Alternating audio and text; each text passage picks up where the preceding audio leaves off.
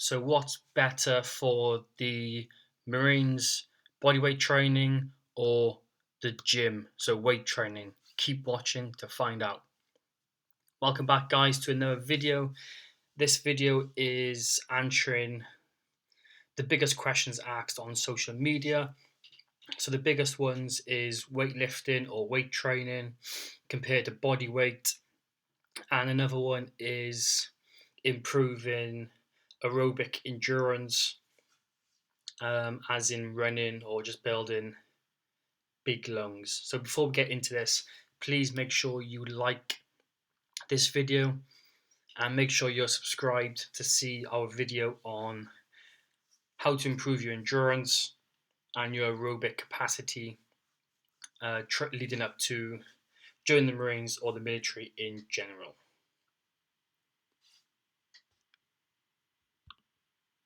So yeah, as I'm doing this video, we're just going to basically watch a IMF session. This is not the Royal Marines, this is the Royal Navy IMF, so it's similar kind of stuff. I did skip over this video. It didn't look as strict as the Royal Marines IMF or gym. This does look a little more slack, but it does give you an idea of what the gymnasium fitness looks like in the Royal Marines. But let's get into this. So yeah, the biggest question: body weight versus weight training. So it depends on what stage you're at in training, joining process going forward, weaknesses, strengths, etc. It depends on everything on what you should target. But I've been speaking to a lad on Facebook, so I answer a lot of your questions straight away regarding training on Instagram and Facebook. So make sure you go check out those links in the description below. But he's messaged me, he's 16 now. He's going to join at 23 after uni. So he's going to finish school, go to uni, and then after uni, he's then going to join the Royal Marines. And he's pretty much... So he goes to the gym 5 days a week, does weight training. During those days, those weight training days in the gym, he also includes body weight within those sessions. He runs 3 times a week. He cycles twice a week. And he also swims once a week. 4, 5, 6. So yeah, 6. What's that? So that's 11 training sessions in 7 days. So it'd be interesting to see how he breaks that down. Like I said, that does seem like a lot, but yeah, unless he's doing double days, it's pretty hard to get 11 sessions in 7 days. So he goes to the gym 5 days a week. Every day is body weight, or he includes body weight. So if he's doing like bench press, he supersets that with pull-ups. So he's doing a push and a pull, and hopefully the pull is double what he pushes, because obviously that's going to affect your posture. If you do a lot of chest and not enough pulling, then you'll see your shoulders rounding forward as those chest muscles are pulling your shoulders forward. So if you are doing weight training and you're doing a lot of chest, make sure when it comes to pulling, so pull-ups, bent over rows, lat pull downs, make sure you're doubling the work you do. So if you're doing, say, a 5 RM bench press, make sure you're doing at least double, or like 12 to 15 lat pull downs or bent over rows or seated rows, some sort of exercise. So you make sure you're pulling that posture back into place, and you're not just ended up with really bad posture. Especially these days, people sat on phones or computers, they're always slumped forward.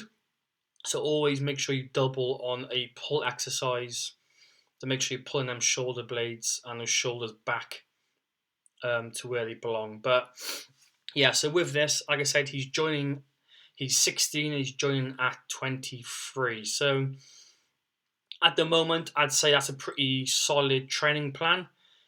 Going to the gym 5 days a week, he's going to build a solid strength base, and probably with strong muscles, when he does transfer to bodyweight exercises, he's going to have the strength there. It's just increasing the volume then. He could do the same thing with his weighted sessions. So he could do a heavy day and then basically a hypertrophy day or a high volume day. So one day he could do strength, so 5 sets of 5 or 5 sets of 3, 5 doubles, 5 singles, whatever it is, on like a Monday.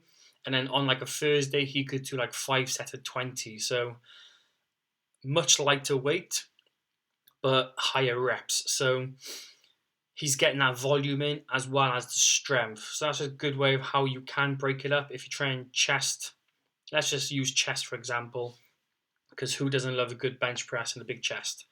So so like Monday you could do a strength session, like I said, just a 5x5, just a simple strength rep scheme, and then 3 days later you could do 5 sets of 20. So again, make sure you change the movements up. If you are doing bench press on a Monday, then obviously maybe do like an incline dumbbell press or maybe even a shoulder press, something like that. So you're not just always pressing with the chest. Try and do vertical, horizontal presses and pulls as well, if possible. So you're getting that full, basically hitting all the muscle groups needed. And with bodybuilding or gym, you're also working with smaller muscles. That's going to help support the ligaments and tendons around the joints and muscles. It's also going to help prevent injuries in the future. So at 16, hitting the gym 5 days a week, perfect. As he gets closer to joining, so he's going to join at 23. The last, let's say, a year or 10 months out, I would then drop that volume of the gym back and then increase the body weight exercises. Obviously, he's been doing body weight exercises in the gym, part of his gym training, but we want to get the more the focus on the body weight. So, say 10 months out from signing up, he's going to drop the body weight training down to 2 to 3 times a week, and then the rest he's just going to do all bodyweight training, bodyweight circuits, etc. And again, he's still running 3 times a week, which is spot on. He's going to have that running conditioning already.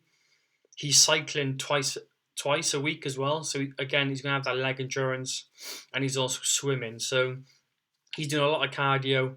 He's going to have that aerobic base, and he's also been working on his swimming. It's just changing the stimulus of his training. So going from weight training to body weight training now. So yeah, as you get closer to recruit training, you want to lower the weights and increase the body weight. But if you are far out from training, like this guy where he's like 4 or 5 years away, then yes, perfect. Get in the gym, build strength, and then go from there.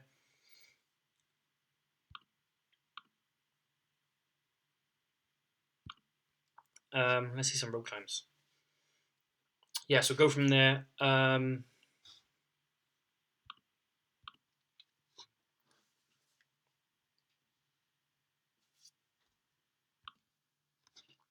So if you're in the process of joining already, then body weight all the way. If you're a couple of years out, then weight training into body weight. Like I said, you can still do weight training like once or twice a week, because again, it helps build strength and build the really small muscles, tendons, ligaments around joints. So make sure you are doing weight training, but it's not a priority the closer you get to starting recruit training or the candidates preparation course or ROP. So just something to think about. Like I said, weight training, yes, if you're a couple of years out from joining, but if you're 2 months away from starting CPC or recruit training, then it's pointless. But if you can get to a gym, then do it, especially one with a swimming pool, then perfect. You can get 2 birds with 1 stone. You can hit the gym and get your swimming in.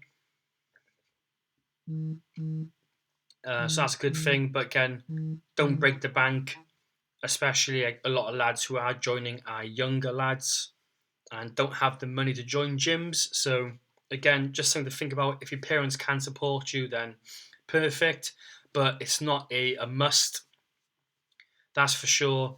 You can do, like I said, you don't have to do weights. You can do a lot of tempo work, which will also build strength. So even putting like a water bottle in a day sack. Obviously, the water bottle's got to be full. Chuck in a day sack, do push-ups and pull-ups with that. And again, that's just going to help build strength in the movement. So you could do like really slow push-ups, really slow pull-ups with weight or a water bottle in a day sack. And again, that's just extra load on the body, which is going to help you get stronger. So you don't need the gym. You can improvise and do other stuff to build strength in the meantime. But hopefully this video helped you. Hopefully it cleared up some answers or questions you had. If not, make sure you drop us a question in the comments box or just drop a comment below. It helps a lot. Or again, drop us a message on social media and we'll get back to you as soon as possible to answer your questions. Don't forget to hit that like button and I'll see you in the next video on endurance.